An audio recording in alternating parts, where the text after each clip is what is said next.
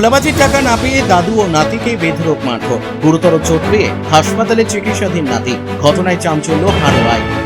হারোয়া থানার অন্তর্গত গোপালপুর এলাকার ঘটনা। আক্রান্ত নাবালক নাতি জিসান মণ্ডল এবং দাদু জোহর আলী মণ্ডল।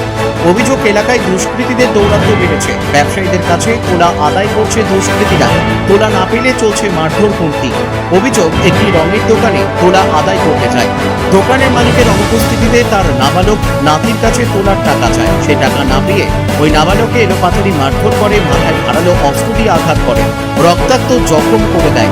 নাতিকে বাঁচাতে এলে দাদুকেও মারধর করা হয় বলে অভিযোগ। মারধর করে ক্যাশ বাক্স থেকে ছিনিয়ে নেওয়া হয় লক্ষাধিক টাকা। আহতদের দ্রুত স্থানীয় দোকানদাররা উদ্ধার করে হারোয়া গ্রামীণ হাসপাতালে নিয়ে গেলে চিকিৎসকেরা ওই নাবালককে বসিরহাট জেলা হাসপাতালে রেফার করেন। চিকিৎসা করে বলছেন, মাথায় গুরুতর আঘাত পাওয়ায় তার অবস্থা আশঙ্কাজনক।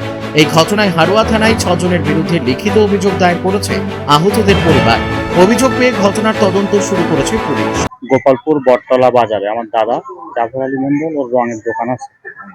দাদা 2-3 দিন বাইরে আছে, ভাইপো দোকানে ছিল। এলাকার একদল দুষ্কৃতী দীর্ঘদিন ধরে তোলা আদায় করে ওরা। তো দোকান থেকে টাকা চায়, দাদা টাকা দিতে অস্বীকার করে।